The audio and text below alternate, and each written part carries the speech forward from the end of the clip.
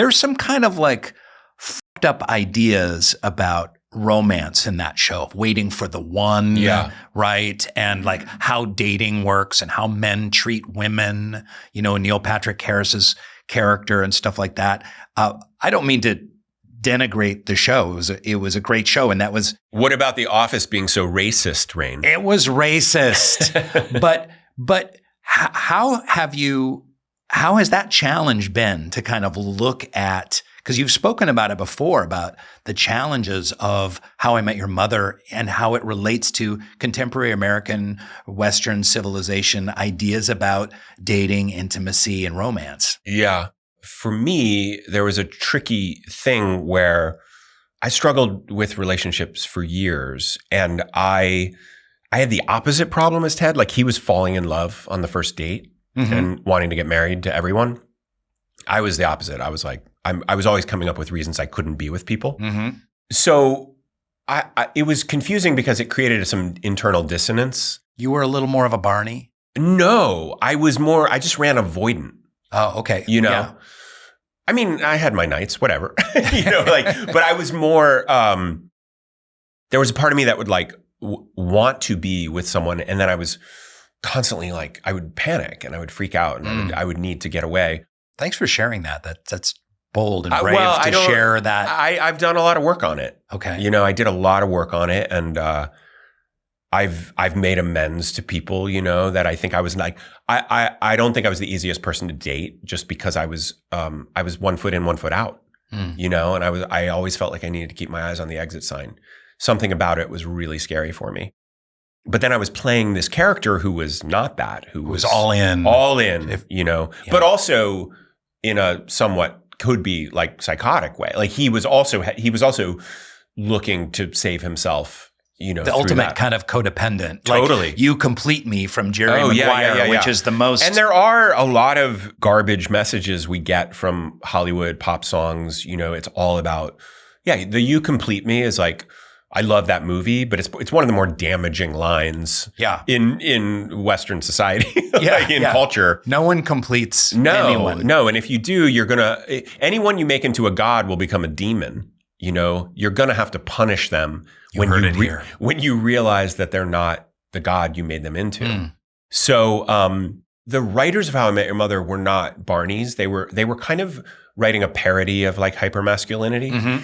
And Neil played it. And that's what redeems Barney so much, is like he becomes a clown. Yeah. He's poking fun at. They also punish him with some regularity. Like we realize when we're actually locating it in the first 2 seasons, like when Barney needed like a comeuppance episode. Yeah. And he gets it. And so they're never signing off on the worldview exactly. But I think Neil played him with like such panache and such like seductive kind of this quality that confused people, because he didn't play him exactly as a buffoon, or even when we called him a buffoon, he couldn't hear us. Like he was so in his own drama. But I think, you know, in sitcom world, you paint a little more broadly. You paint with a broad brush, even though I think the show allowed us to do some really delicate, subtle things that you don't often get to do on a sitcom. But I feel there's some atoning that I've tried to do, both, you know, personally and artistically, where I try to make things that are, how do I say this? Like that just, that don't, put that forward, you know, like because I struggled so much, and because I had to dethrone romance and all this stuff from my own life and not have it be my salvation, because it was so complicated for me. And it's complicated to have carried the torch of that for so long. But I'm, you know, it's almost like first half of life, second half of life. Like that was a first half of life job for me. Yeah. And now I'm trying to make things that are just reflect more of where I'm at. And by the way, I'm really not knocking it. Like, it was a show by and for and about 20-somethings looking for love in the big city. Yeah. And that's in the zeitgeist, and that's important, and it did it really well. Yeah, and very smartly. When you're in your 20s and 30s and you're looking for a partner, like you are at the mercy of all the cultural messaging you've gotten, and you do, and you're trying to figure it out. You do know people who fell in love at a bar across the way, and you do feel like maybe tonight will be the night I'll really meet someone. All of that stuff's really fun and really exciting, and I don't want to take that away from people. Have you talked to anyone about the current dating world? Because I'm now a grizzled old weird man. Yeah, but when I talk to young people trying to date right now, it sounds like misery. It is hell. Yeah, misery. I mean, not just the apps, but the way that people ghost each other and what their expectations are and the lack of intimacy. It's awful. Everyone talks about how awful it is. Do you have any ideas about can you change the contemporary dating landscape? Right now? Yeah, Hold please. On. Let me no, I don't think I can. I mean, for me, I realized that like I needed help. I needed to talk to the right people to help me figure out why I was so avoidant, why I couldn't get anything to last longer than a year. You know, there was so much anxiety. And then, I don't know, when I met my wife, I think I had just gotten well enough to recognize that this was like a really good choice. Like this was like a really smart, because my picker was a little off. I was, not your pecker? No, my pecker was fine. The picker was, yeah. It's a good vocal warm up. Which is a very common thing. I think people kind of consistently just choosing someone that's unavailable or choosing someone that's not right or choosing someone that's going to explode at a certain point and blow things up. A lot of times, I have this ongoing argument with my dad that is so funny, where my dad watches things and he'll go, why would they screw up their lives so bad? And it's like, so you can have a TV show to watch, Dad. like you want to watch people just making healthy choices all the time? Like part of the way you tell stories is watching people start somewhere pretty low and figuring it out as you go. They have to have a journey. Sure. So it's tricky to make art that is healthy. And you don't want to also feel like it's eat your vegetables kind of didactic art. You don't want to be like, I'm teaching you how to be a good person through this art. But I do think there's a space in culture for more,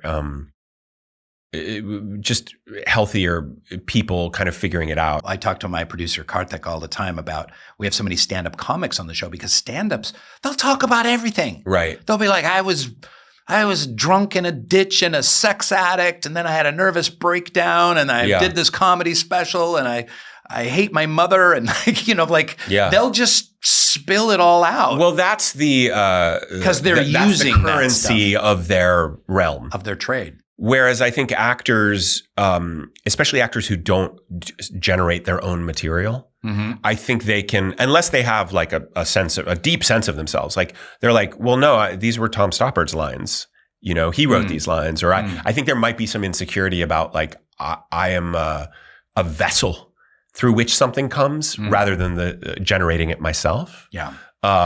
Which is not that's not denigrating any actors. Like, I think that's holy work, like we said. But I think it can be scary, like to say what you believe in this, especially when so many things online are not given a good faith reading. Yeah. And you feel, sometimes I notice this a lot with, like John Mayer was always getting quoted as like, I can't believe he said that. And I would be like, I can't believe he said that. And then I'd read the whole thing in context and I'd be like, yeah, that's not quite what he meant. Like if you take things in context and you actually spend some time with them beyond the headline, you see that, and we're all putting our foots in our mouths every once in a while. Like if you're going to talk a lot, you're going to say that. But it's clickbait headlines. I recently had a thing where I spoke about some Office episodes that couldn't get made today. And the headlines were Rainn Wilson, The Office is racist. Right. Exclamation point. Right. It's like there were a few moderately racist elements to a few episodes that probably wouldn't fly today was the conversation, which is absolutely true. Yeah. But guess what the clickbait is? But our culture, it doesn't do nuance. And that's where you see it's just being clicks equal money, right? Like, so they're going to take they're going to spin it in the most inflammatory kind of reptile brain kind of hooking way. Yeah. And it's a shame because I would love to live in a society that was just a little more nuanced and a little more subtle. Here we are having played these characters that in so many ways have defined us, even though, and one thing I get a little frustrated with is like, since playing Dwight, I've been a series regular on 2 TV shows that no one watched and a whole bunch of movies and, dramatic roles and stuff like that. But nonetheless, and I know you've done the same thing, we are kind of centered on this character. And you've had some interesting quotes where you've talked about, and I really responded to this. You said a quote about people see me as Ted and then they think they know me. Yeah. They think that's me. Yeah. And I know for me, people get very disappointed when I'm not like Dwight. Yeah. If I'm talking about spirituality or mental health or politics or climate change or just being different than Dwight, there's a dissonance there for a lot of fans. But recently you did a viewing listening podcast, How I Made Your Mother. We're still doing it. Oh, you're still doing it? Yeah. What season are you on? We just finished season 2. Oh, okay. So also Jenna and Angela came on board as producers. Oh, nice. The Office ladies are producing us now. Oh, that's great. Yeah. They're the best. Oh, they're so the great. best. You've struggled with this identity. You've spoken about it a lot. You have not only fame, but then fame for this one role. Yeah. And now you're kind of coming around with a kind of a different appreciation for Ted and your experience. I'd love to hear your path. Well, again, it's kind of connected to my wife, Jordana, who, when I met her, she'd never seen the show, which was a great help in our like courtship because, it can be hard when someone is a fan and they think they're with that person or some version of that person. But she had never seen the show. And then a while back, she said, I'd really love to see it. I'd love to watch the show. This is a huge chapter of your life. I really don't know it. I wasn't there. Yeah. I want to know what it was like. And I'd love to just watch the show. And then I called Craig Thomas, who co-created the show, who's a dear friend. And I said, look, I'm going to rewatch How I Met Your Mother, but do you want to do something more formal where we're almost as old as the narrator character? Like it's a nice time to look back. So you're the Bob Saget now. Yeah. So we immediately, it was very quick and we just started doing it. And it's been really wonderful. And it's been, I did not know that it was going to be incredibly healing for me because, I think the first draft of all history is just, the ink is not dry yet. And it's still, I was very hard on myself around the show. I knew sometimes I felt really like, oh, I'm really doing something great here. But a lot of times I felt like, I was playing the vulnerable, virtuous center. And sometimes it's hard to hold that when all this hilarity is happening around you. Right. And I actually talked to Mike Schur about this because he wrote this unbelievable piece when Harold Ramis died about how there's no Bill Murray without Harold Ramis and the importance of like the leading man, what Adam Scott was doing and John Krasinski and me. And, that it's actually, I find it really hard. I've played, the weirdos and I find it so much easier because it's like, it's just there. Whereas sometimes like to be the reactive one or the audience surrogate, it's very difficult. And I had to do it for 9 years. And I think I got very good at it, but I also was very hard on myself.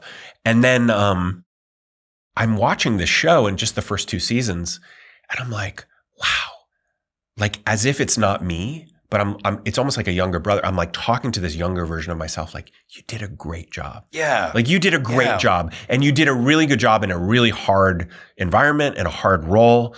And I'm delighted. I think the show's really good and really funny and really charming. And I understand why people are still watching it and discovering it. And did you find it kind of healing, like a new level of compassion for young Josh Radnor? 100%. Like you were the older brother putting your arm around his shoulders and saying, you got this, I got you. And that's exactly what it just felt like. Yeah. And knowing that that I was a part of something, it's hard to know. I don't know if you had this experience. I mean, you guys were winning Emmys and all that, but like it's hard to know that when you're in we won the Emmy. You won Emmy. You won Emmy. Yeah. But it's hard to know when you're in the thing how big the thing is. And sometimes I think both of our shows have aged really well in terms of generations after the viewing audience have found them. There's other comedy shows that just kind of disappear. Yeah. They just don't age particularly well. And they were getting a lot more publicity than both our shows at the time, and they were more talked about than our shows at the time. But for some reason, both our shows have had legs. And one of the things we do that, you got in trouble for is we own what didn't age well. That's part of the show. Yeah. I do feel like I look back now and I just, my wife and I just started watching the Paul McCartney doc about Wings called Man on the Run. Okay. That's on Amazon Prime. Yeah. We're only about 45 minutes into it, but it's fantastic. And not to say that me and Paul McCartney are the same. I just want to be clear about this. But he did come from a very iconic foursome. We had five, and he had to figure out what to do with the rest of his life. He was 27 when he got out of the Beatles. And I just really admire his ability to just keep going and keep trying things. And he was, his first record and then Wings was, they were selling out stadiums, but he was really mocked and derided. And John Lennon and all these music journalists were saying like, John Lennon was the true genius of the Beatles and Paul McCartney was this lightweight, beautiful songwriter. And he just kept going and he just kept making things. And I realized when I got off the show, like, okay, I just have to keep making things. You really have that moment of like, something I might not do anything as popular as this. This might be the thing that is the most popular, but I got years left. That's why I would always get mad at people when they're like, your name is dead, or like the almost violent thing of like, and it's like, do you want me to retire? Like, what am I supposed to do with the rest of my life? Yeah. I'm a creative being. So, but the experience of rewatching the show with my wife, who, she's a clinical psychologist and she has such great insight. She's actually was a part of the show. She would ask these wonderful questions and have observations. And there has been something incredibly healing and beautiful about it. And she's pointed out that when How I Met Your Mother fans come up and want to talk to me, since I've been doing the show, she said, you're just a lot warmer and more open to them. Because I was always like a little suspicious when How I Met Your Mother fans would come up. Yeah. I was always like, hey. I don't know the episode you're talking about. It was 15 years ago. I trust that you're right. You know the show better than I do, And it's probably, I don't want to speak for you, but I don't wake up and think about How I Met Your Mother. I'll go months without thinking of the show. It's only when people come at me with it that I remember I was on the show. But it's given me a new appreciation for that I was a huge part of something that has been really meaningful to people. Yeah. And not everyone gets that. And not every actor gets that. No, that's the thing I relate to. I get frustrated sometimes when people call me Dwight, or I'll do something online and they'll be like, hey, Dwight. Yeah. And to stop and turn my heart toward compassion for this young fan who has watched all the episodes or watched them 27 times or what have you. Yeah. And that probably the characters in The Office meant a great deal to them. Yeah. And that is also a rare thing, that a show can not just kind of like entertain and get a few laughs, but that the characters become kind of almost part of their family. And I realized people, they love Dwight Schrute. They're connected to Dwight Schrute, and I need to just honor and respect that. Yeah. I did the same thing when I was a kid. Of course. I would watch Taxi or MASH or Cheers, and I loved those characters so much. I wanted to hug them. I remember I was at the Carnegie Deli with my family. I must have been 10 or 11 years old. We went to New York. We're from Ohio, from Columbus. We're in Carnegie Deli, and I see two men walk in that I know. And I'm like, how do I know them? And it was two of the students from Head of the Class. You remember the Howard Hessman show? I remember the name of the show. I don't remember watching it. It was a show I watched, like after school, like a sitcom. And I realized it was these two actors, and I lost my mind. I couldn't move. Like I lost power of movement. Yeah. And my parents had to kind of jostle me back and I couldn't speak.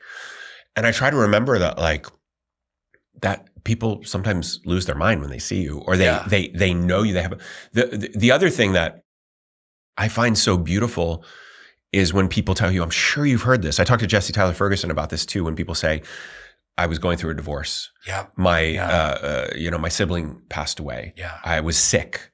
Your show was the only show that my father and I could laugh at together. Yeah. And it helped our relationship. Yeah. Like, you realize that there are all these interpersonal dynamics happening around that television set. Yeah. That Rob Delaney wrote about this when his kid was sick. Him and his wife in the hospital watched an episode of How I Met Your Mother because they needed to turn their brains off and laugh. Yeah.